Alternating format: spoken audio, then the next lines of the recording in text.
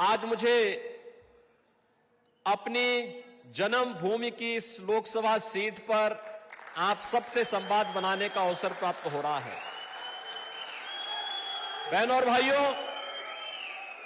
ये संवाद मेरे लिए सचमुच, जब मैं देवभूमि उत्तराखंड में आता हूं तो उत्तराखंड की यात्रा और यहां का संवाद मेरे लिए आत्म साक्षात्कार जैसे होता है, एक आध्यात्मिक अनुभूति का अवसर होता है। मैं इस बात को मानता हूं कि यहां के कण कण में शंकर का वास है और इसीलिए तो इसे देवभूमि कहा जाता है।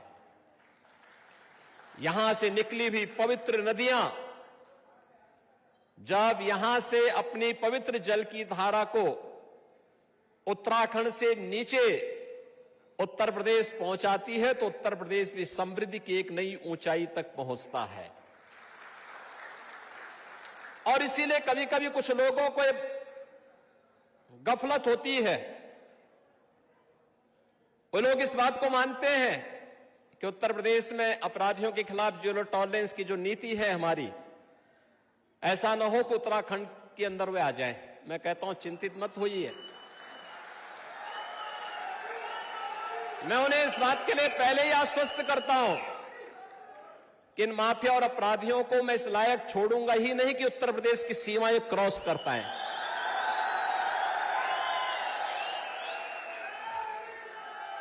और बहनों और भाइयों, आज फिर से आपको इसी बात के लिए आश्वासन देने के लिए और आपसे आश्वासन लेने के लिए मैं यहां पर आपके बीच में उपस्थित हुआ हूं। आज ही सुबह प्रधानमंत्री जी ने भारतीय जनता पार्टी के संकल्प पत्र को, लोक कल्याण संकल्प पत्र को जारी किया है। आप देखेंगे एक विकसित भारत की संकल्पना को साकार करने वाला, आत्मनिर्भर भारत को आगे बढ़ाने वाला,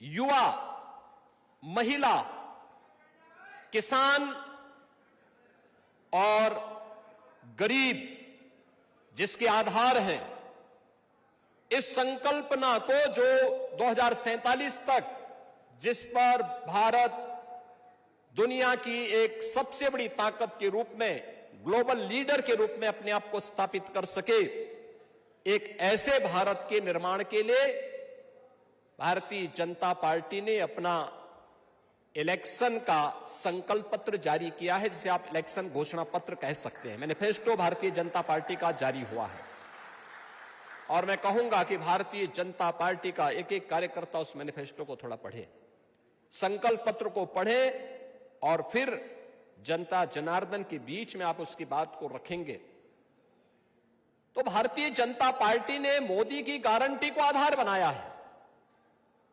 बहनों और भाइयों, हमने बदलते हुए भारत को देखा है। हम सब इस बारे में गौरव के साथ कह सकते हैं, एक बदल भारत। मुझे 1998 से गोरखपुर से सांसद के रूप में, गोरखपुर से 5 बार सांसद रहने का अवसर प्राप्त हुआ और मैं अक्सर देखता था, कभी कभी खिन्नता होती थी जब सांसद के माध्यम से मैं देखता था। कांग्रेस के 10 वर्ष के उस कार्यकाल को भी मैंने देखा था। मन बड़ा खिन्न होता था, कहता था यार क्या सब, कहां देश को ले जाना चाहते हैं ये लोग। कोई नेशनल एजेंडा नहीं था उनके एजेंडे में, न युवा था, न महिलाएं थी, न गरीब था, न किसान था। उनका एजेंडा स्वार्थ पर आधारित था, देश को फिर से विघटन की ओर ले जाने वाला था। लेकिन हमने पिछले 10 वर्ष के अंदर एक बदलते हुए भारत को देखा है, वैश्विक मंच पर जिसका सम्मान है। आज भारत के पासपोर्ट की कीमत बढ़ी है।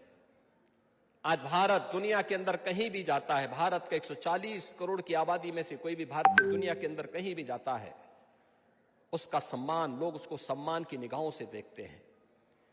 सीमाएं सुरक्षित हुई है, उत्तराखंड का तो ये सौभाग्य है कि देश का पहला सीडीएस और द्वितीय सीडीएस भी उत्तराखंड ने देश को दिया है, इसी जनपद ने दिया है। जनरल बिपिन रावत जी की जन्मभूमि है और इसलिए देश की सुरक्षा के लिए अपनी पूरी जवानी लगाने वाला उत्तराखंड देश की सीमाओं के प्रति सबसे संवेदनशील और सबसे हमेशा चिंतित रहने वाला था। बहनों और भाइयों, आज हम इस बात के लिए आश्वस्त हैं कि हमारी सीमाएं सुरक्षित है, क्योंकि मोदी जी का नेतृत्व है। देश के अंदर आंतरिक सुरक्षा की स्थिति क्या थी? कांग्रेस के समय में लगभग 150 जनपद देश कैसे थे जो भीषण नक्सलवाद की चपेट में थे, आज बामुश्किल 3-4 जनपदों में है। और यह भी आप देखना, तीसरा कार्यकाल दीजिए, नक्सलवाद का हमेशा के लिए समाप्ति हो जाएगी। कश्मीर में उग्र आतंकवाद की समस्या का समाधान हो गया है। धारा 370 समाप्त की। आज से 4 दिन पहले मैं स्वयं जम्मू कश्मीर में था, भारतीय जनता पार्टी के समर्थन के लिए गया था। क्या उत्साह था लोगों में। लोग आज चुनाव और लोकतंत्र की मुख्य धारा के साथ जुड़ करके मोदी की गारंटी पर विश्वास कर रहे हैं। जम्मू कश्मीर के अंदर परिवर्तन। बहनों और भाइयों, पूर्वोत्तर के राज्यों की स्थिति क्या थी? आज वे भारत की मुख्य धारा के साथ जुड़ करके गौरव की अनुभूति करते हैं। देश के अंदर इंफ्रास्ट्रक्चर, अभी मैं देख रहा था, देहरादून ऋषिकेश से ट्रेन की सुविधा श्रीनगर होते हुए कर्णप्रयाग तक। कोई सोचता था? पहाड़ के लिए तो कनेक्टिविटी सबसे कठिन था। कितना कठिन था। हम लोग बद्रीनाथ की यात्रा के लिए जाते थे, केदारनाथ जी के लिए जाते थे, 12-12 घंटे लगते थे। आज तो हेलीकॉप्टर की सुविधा आधे घंटे के अंदर आपको बद्रीनाथ पहुंचा देगा, केदारनाथ धाम पहुंचा देगा। केदारनाथ धाम फिर से अपने उस वैभव को प्राप्त कर चुका है जो 2013 के पहले था। क्या कर दिया था कांग्रेस ने? कहां पहुंचा दिया था?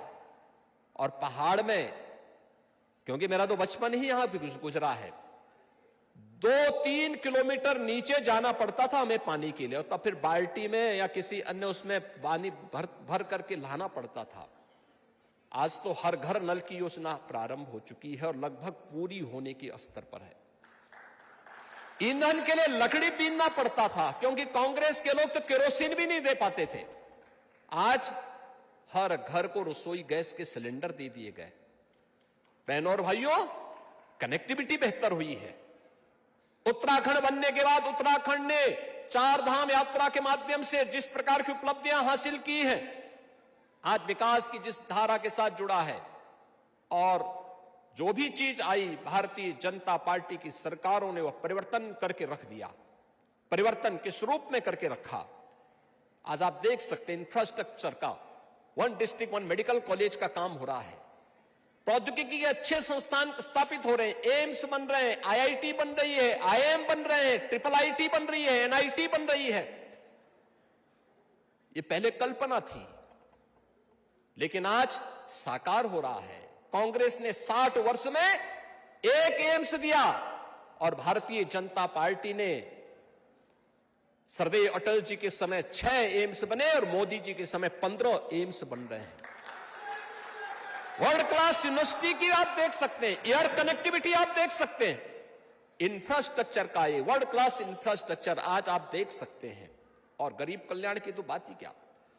कांग्रेस के समय लोग भूखों मरते थे। आज 80 करोड़ लोगों को फ्री में राशन, 60 करोड़ लोगों को 5 लाख रुपए की आयुष्मान भारत की सुविधा,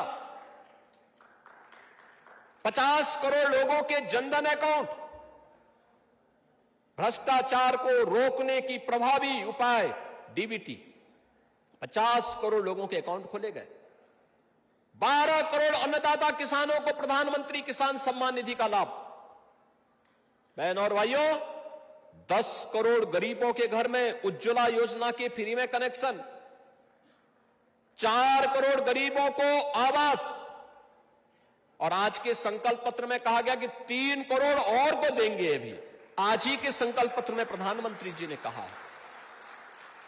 बिजली 2.5 करोड़ घरों तक पहुंचा दी गई। ये गरीब कल्याण की योजना है। कांग्रेस करती नहीं थी, मोदी जी ने करके दिखा दिया। और तो और अभी बलोनी जी कह रहे थे, कांग्रेस कहती थी कि राम तो हुए ही नहीं, और आज जब अयोध्या में 500 वर्षों का इंतजार समाप्त करके प्रभु राम का भव्य मंदिर बन गया है, अब कांग्रेस के लोग कहते हैं, अब कांग्रेस के ही लोगों के स्वर बदल गए। अब कहते हैं कि राम तो सबके हैं। आप देखो ना कितने बहुरूपिया है। पहले कहते थे राम हुए ही नहीं, आज कहते हैं राम तो सबके हैं। ऐसे ही होता है।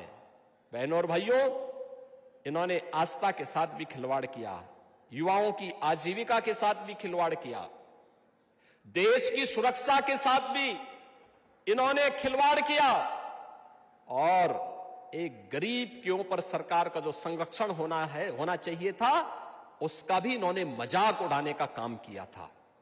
चेहरा देखकर के योजनाओं का लाभ देते थे। कहते थे कि देश की संसाधनों पर पहला अधिकार मुसलमानों का है। तो फिर 1947 में देश का विभाजन क्यों करवाया था? किसी ने प्रश्न क्यों नहीं पूछा कांग्रेसियों से?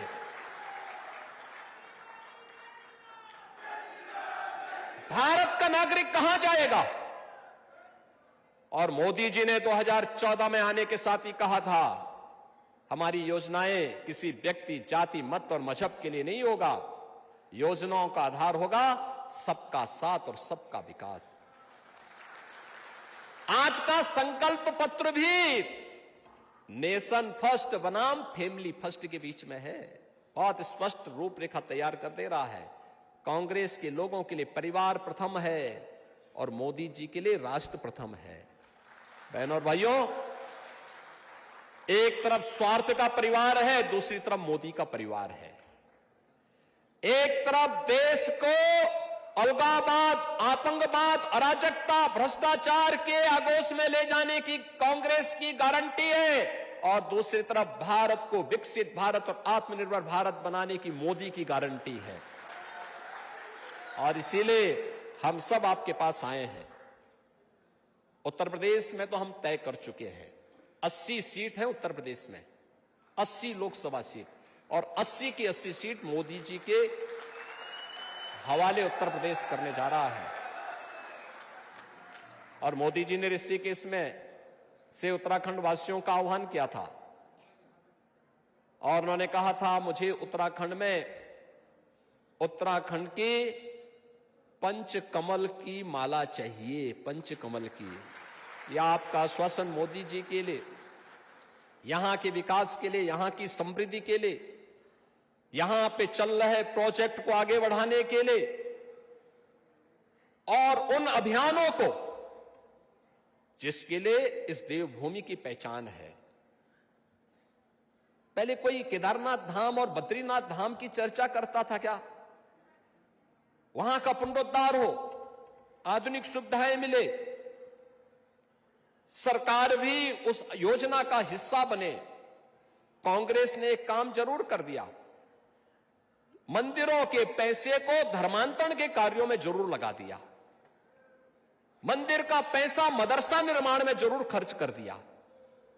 लेकिन बहनों और भाइयों, उन मंदिरों को हम भी शासन के संरक्षण से कुछ उसके पुनरुद्धार की कार्य योजना बना सके, यह काम मोदी जी ने करके दिखाया है। केदारनाथ धाम हो या बद्रीनाथ धाम में चल रहा प्रोजेक्ट इसका उदाहरण है। बहनों और भाइयों, आज आप अयोध्या आएंगे ना, आज आपको लगेगा, जो अयोध्या 5 वर्ष 7 वर्ष पहले गया होगा और आज अयोध्या जाएगा, उसको लगेगा साक्षात त्रेता युग का अयोध्या उपस्थित हो गया है। एक नई अयोध्या के दर्शन हो रहे हैं। प्रतिदिन 1.5 से 2 लाख लोग अयोध्या में दर्शन कर रहे हैं, प्रतिदिन कर रहे हैं। जो संकरी गलियां थी आज 4 लेन हो चुकी हैं, 6 लेन हो चुकी हैं। कोई कोताही नहीं छोड़ी गई है। जितने लोग, जितने श्रद्धालु आएंगे, सबके लिए सुविधा है, सबकी सुरक्षा की व्यवस्था भी है। और हम लोग तो पहले इस बात को कहते हैं कि भाई देखो, छेड़ेंगे नहीं, लेकिन अगर किसी बेटी और किसी व्यापारी को छेड़ा तो छोड़ेंगे भी नहीं, छोड़ेंगे भी नहीं। क्योंकि बहुत बार तो हमें लगता है, कुछ लोगों को लगता है अपराध करके जेल चले जाएंगे, और हमने कहा जब जेल जाने के पहले जहन्नुम में पहुंचा देंगे। और इसलिए बहनों भाइयों, आज हम सब आपके पास आए हैं कहने के लिए कि उत्तराखंड एक सही दिशा में चल रहा है, और डबल इंजन की सरकार कई गुना स्पीड के साथ इसको आगे बढ़ा रही है, और उसमें सोने में सुहागा से अनिल बनोली जी गढ़वाल संसदीय क्षेत्र में आपके प्रत्याशी के रूप में आए हैं।